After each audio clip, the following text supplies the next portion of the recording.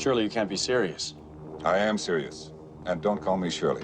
Remember when a movie about bad fish, a traumatized pilot, and an inflatable co-pilot turned the entire disaster genre into one giant punchline and somehow became one of the most influential comedies ever made? Well, that was Airplane. Paramount Pictures released it in 1980, and from the outside, it looked like every other high-stakes disaster movie of the era. You got a troubled pilot, panicked passengers, looming catastrophe at 30,000 feet. Starring Robert Hayes, Julia Hagerty, Lloyd Bridges, Robert Stack, Peter Graves, and Leslie Nielsen, none of whom were actually hired to be funny. And that was the entire point. Now, behind the deadpan one-liners, the background gags that you missed the first 3 times, and the rapid-fire punchlines that didn't stop long enough to let you breathe, Airplane had a production story almost as ridiculous as the movie itself. And today we're going to count down 15 weird facts that you didn't know about Airplane. And stick around for number 1 because this movie almost never made it to theaters at all. And as you make yourself comfortable around the cabin, be sure to hit the like and subscribe button. It helps YouTube know that you love the nostalgia deep dives of your favorite movies. All right, fasten your seatbelts. Let's prepare for takeoff. Number 15, the movie they accidentally recorded. Now, one of the funniest movies ever made exists because somebody forgot to turn off the VCR. But that's not a setup, that's the actual origin story. Jim Abrahams and Jerry and David Zucker, who also go by ZAZ, had a habit that they called signing for fish, leaving a VCR running overnight to capture whatever strange late-night programming aired. And then they would mine it for parody material for their stage show, Kentucky Fried Theater. One night, the tape grabbed a dead-serious 1957 disaster film called 0 Hour. They couldn't stop laughing. The premise was completely straight-faced. A traumatized war veteran has to land a passenger plane after the crew is incapacitated by food poisoning. Every line was delivered with total sincerity. Every dramatic beat was begging for a punchline.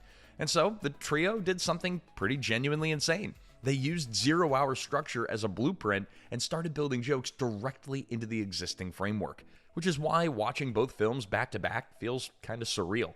The hero's name, Ted Stryker, S-T-R-Y-K-E-R, becomes, well, Ted Stryker, S-T-R-I-K-E-R. The food poisoning crisis gets transformed into Airplane's infamous bad fish scenario.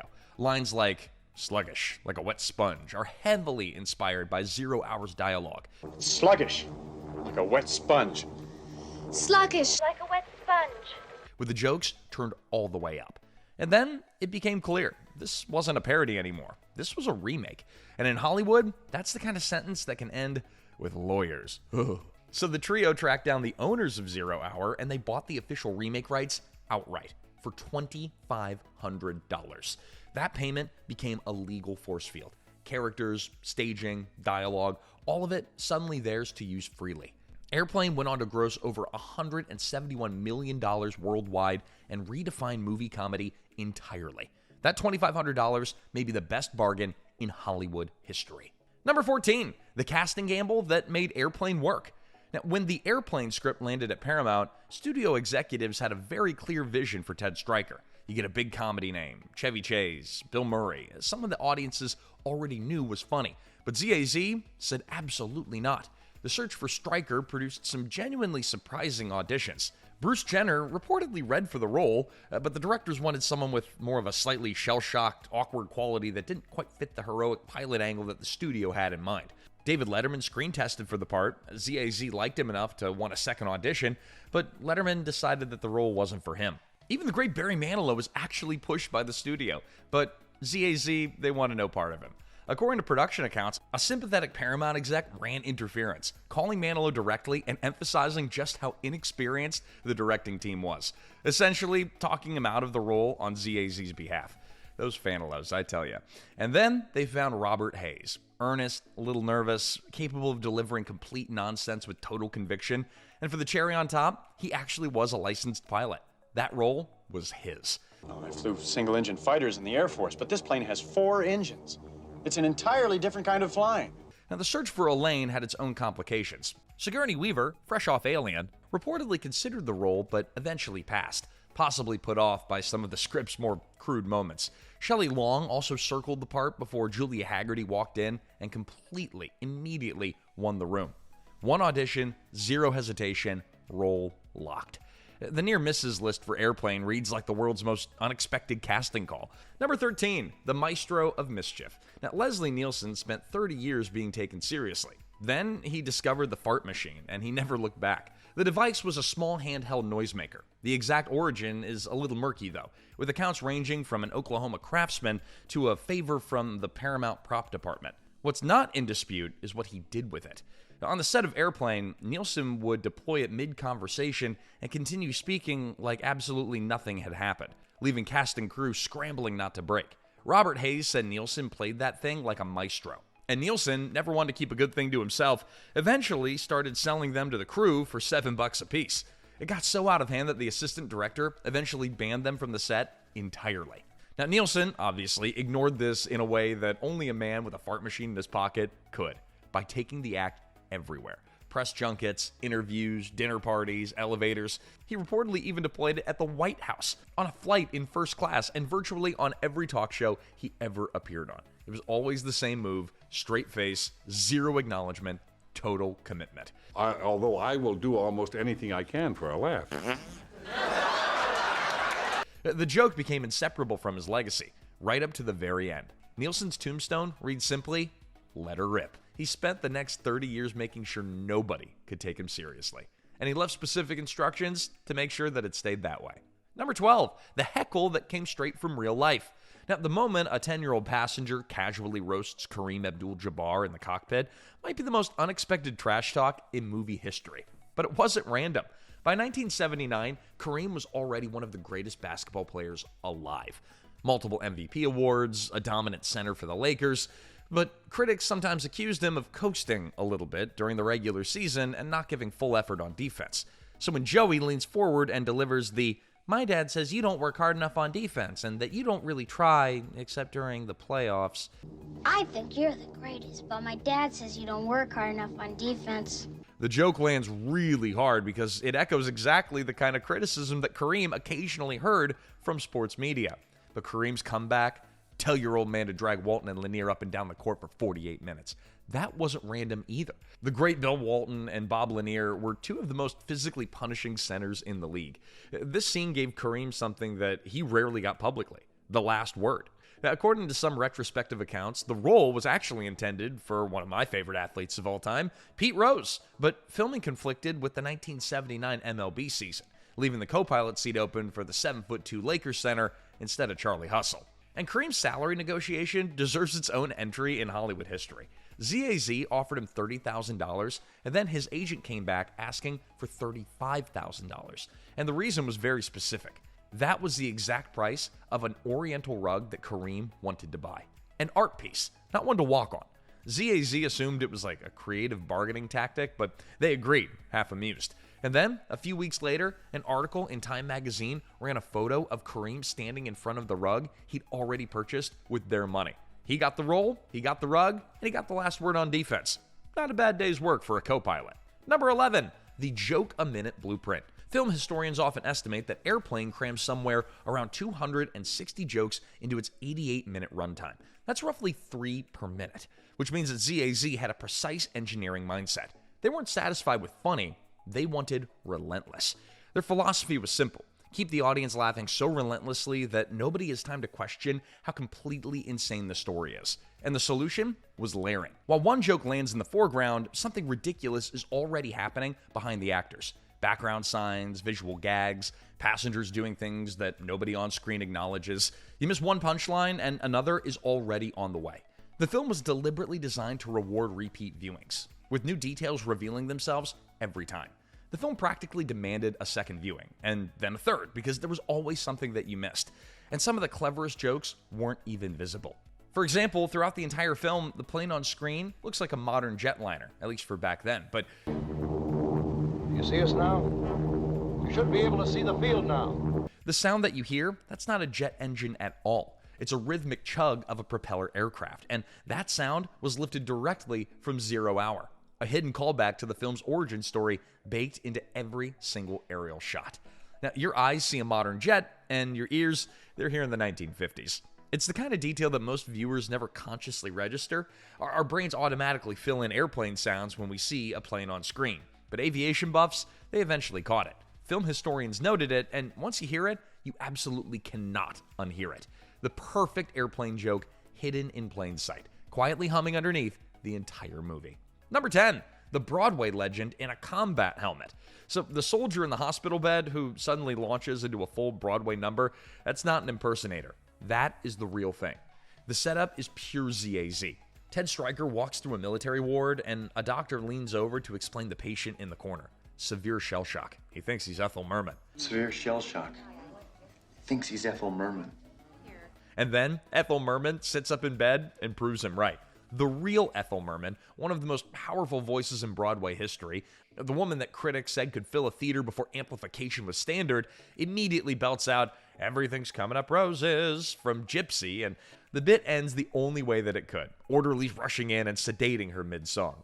The joke has two layers working at once. First, a male soldier convinced that he's a Broadway legend, and then the camera pulling back as the punchline arrives. He actually is. The gag only works because the real Merman agreed to play it completely straight, which, given her reputation for commitment, was never really in question. It is worth noting, though, that this was Merman's final film role. She died in 1984, and Airplane was her last on-screen appearance. A Broadway legend in a military hospital ward, delivering a show-stopping performance in uniform, getting knocked unconscious mid-note. I mean, in a film built on absurdity, this feels perfectly on key. Number 9. Play it like it's not a comedy. The most important rule on the set of Airplane was also the strangest one. Nobody was allowed to act like they were in a comedy. Zucker, Abrahams, and Zucker believed that the jokes would self-destruct the moment an actor winked at the audience, so they gave every cast member one instruction: play every scene like you're in a deadly serious thriller. And the cast understood the assignment eventually.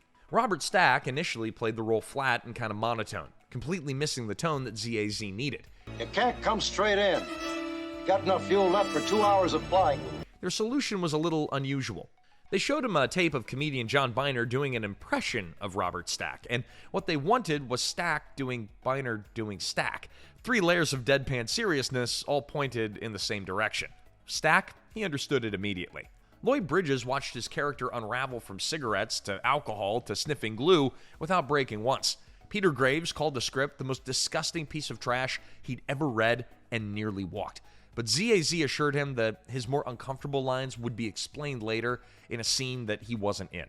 There was no such scene, though. They never told him that. And for the role of Dr. Rumack, the part that Leslie Nielsen made legendary, ZAZ had first approached Vincent Price, Christopher Lee, Jack Webb, all great actors, and all of whom passed. Vincent Price would later call turning it down his greatest career regret. The secret of Airplane was always simple. The actors believed every word they were saying, and that's exactly what made it so hilarious. Number 8, the composer who played it deadpan. The philosophy of playing it straight didn't just stop at the actors. For the score, ZAZ hired Elmer Bernstein, the man behind the legendary soundtracks for The Magnificent Seven and To Kill a Mockingbird, and gave him a very specific brief. Not an epic score like his past work, but a B-movie level score. Overdone, corny, the musical equivalent of a disaster film that takes itself just a little too seriously. Now, Bernstein had actually done this before. 2 years earlier, director John Landis had asked him to do that for Animal House in the same way. Play the comedy completely straight, as if the Delta Frat were actual heroes. It worked so well that it relaunched Bernstein's career into comedy films entirely. By the time Airplane came along, he'd already perfected that method. So he approached Airplane the same way. Lush strings, dramatic bass, ominous chords pulled straight from the disaster film playbook.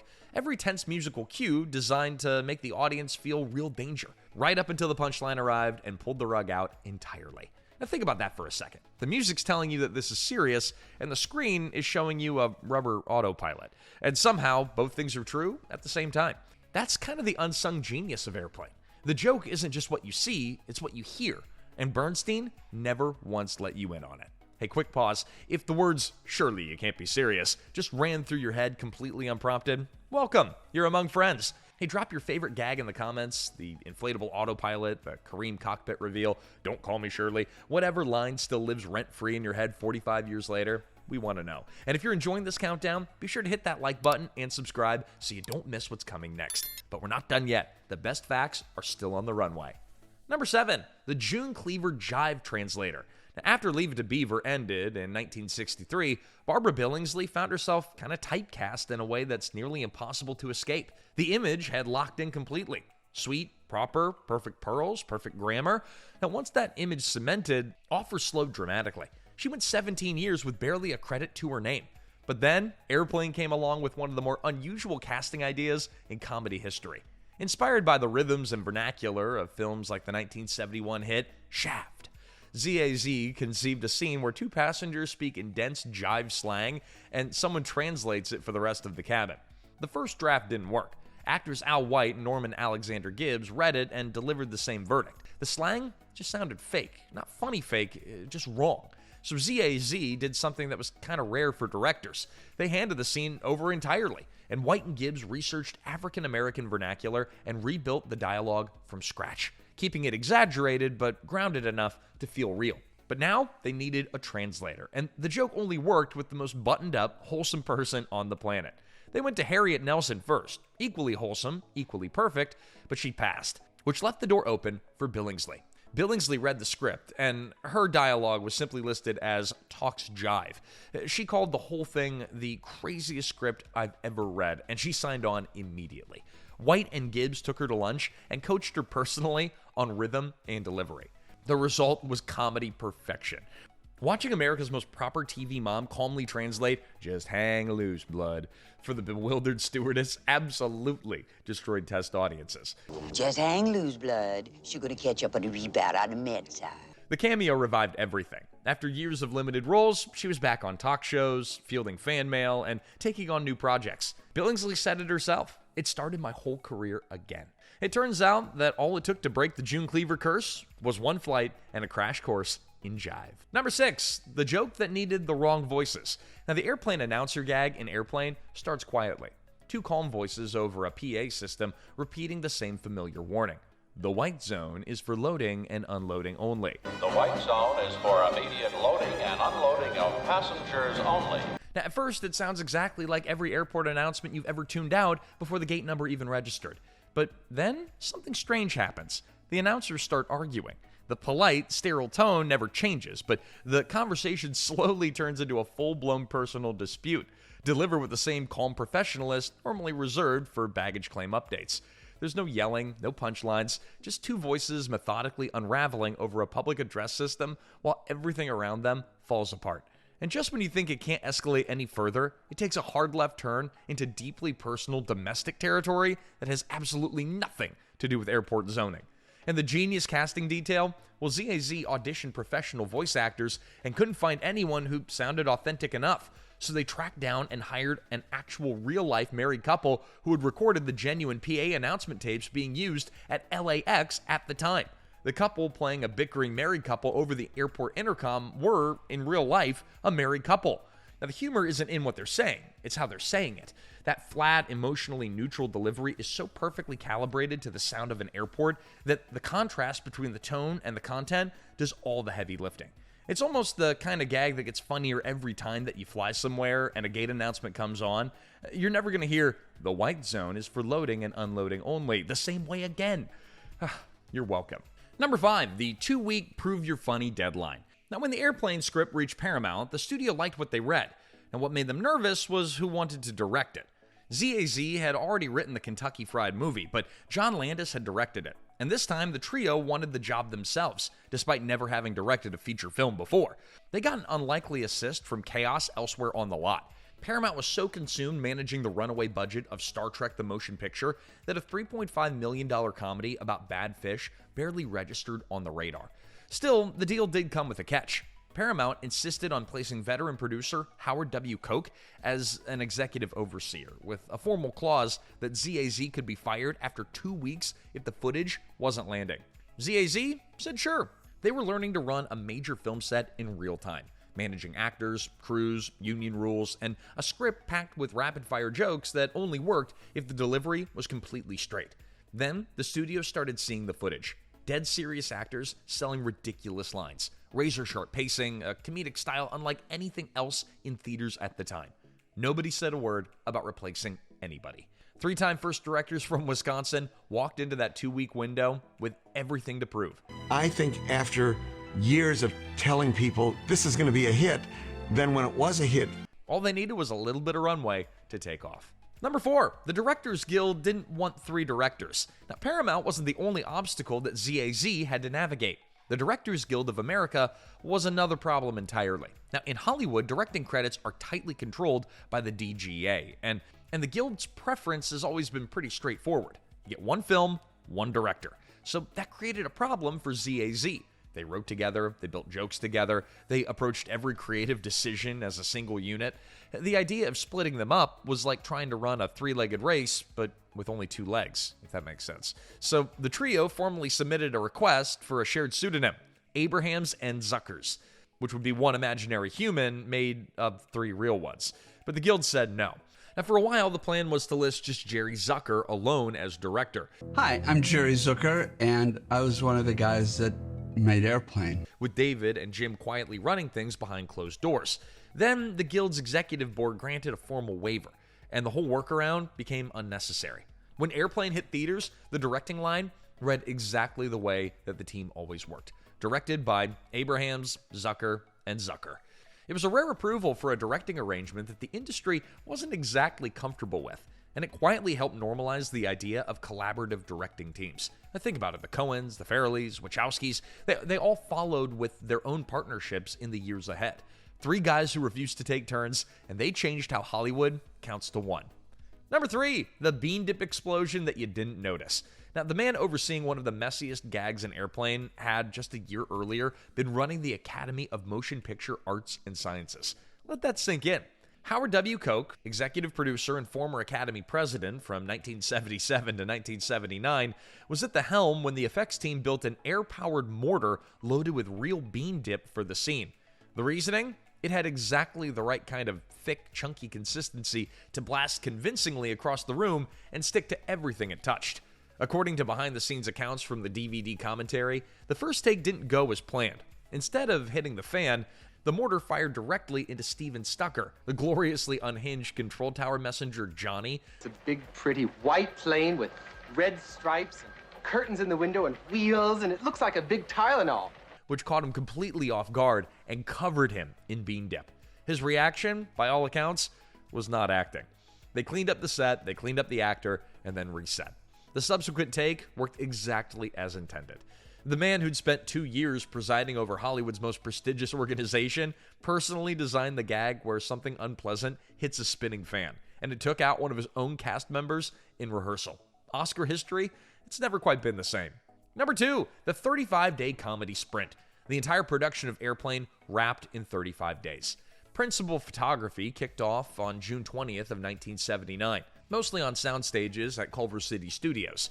ZAZ ran the set with intense focus and precision, finishing on schedule and inside a $3.5 million budget.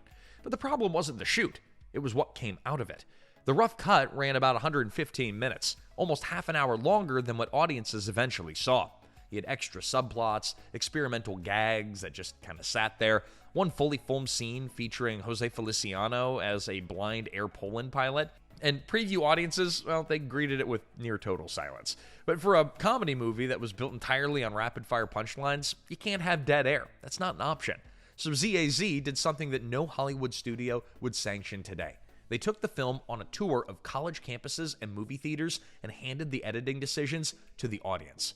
Every screening was a live lab. They'd watch the crowd, not the screen. Big laugh? That joke stays. Quiet room? Gone. No committee, no focus group reports, no executive notes, just real people in real seats telling them in real time what was funny and what wasn't. 27 minutes hit the cutting room floor. And what survived was a lean, relentless 88-minute comedy where the next joke was already landing before you'd finished laughing at the last one. That rhythm didn't happen in an editing suite. It happened in college auditoriums and movie houses across America, engineered by audiences who didn't even know that they were cutting a movie. 35 days to shoot it, a road trip to fix it, one of the most perfectly paced comedies ever made. Number 1, when Hollywood tried to ground Airplane. By 1980, Universal Pictures had spent the better part of the decade building a disaster movie empire. Airport, Airport 1975, Airport 77, The Concorde, Airport 79. 4 films, a franchise, a brand. So when Paramount announced a comedy movie called Airplane, a direct parody of everything Universal had spent years building, things got pretty complicated and fast. During pre-production, Universal filed a formal complaint with the MPAA, arguing the title and concept were just too close to their airport franchise. The arbitration board ruled in Universal's favor, meaning internationally the movie couldn't be called Airplane at all. So audiences in the UK, Australia, and several other markets saw it as Flying High. So if you've ever stumbled across a vintage overseas poster and you wondered why the word airplane was nowhere on it, well, now you know. The legal pressure extended to casting too. ZAZ wanted Helen Reddy, the singing nun from Airport 1975. Tell me who will never let you down. To reprise the same role as a direct parody, but Universal said absolutely not. The part went to Maureen McGovern instead, which turned out to be an even sharper joke. McGovern had sung the theme songs to The Poseidon Adventure and The Towering Inferno. They replaced one disaster movie nun with a woman who'd been singing over disaster movies for the better part of a decade. Now, when Airplane expanded wide on January 2nd of 1980, it became an immediate massive hit. And Universal, they quietly dropped the fight. Suing the most successful comedy of the year would have made them look exactly like the kind of humorless villain that the movie was already lampooning. They delivered a comedy that was so precise, so relentless, and just so completely absurd that even Hollywood's lawyers, as powerful as they can be, still couldn't keep it grounded. Airplane set a new standard for parody that endures to this day. 45 years later, and it's still the same flight everyone is trying to catch. And there you have it. 15 weird facts about the hit movie Airplane. A parody of disaster movies, starring dramatic actors, delivering completely ridiculous dialogue with total sincerity. But audiences got it immediately. Which fact surprised you the most? Well, be sure to drop it in the comments, and before we deplane, ring that bell. And until next time, I am serious. I am serious. Don't call me Shirley. This is Remember When.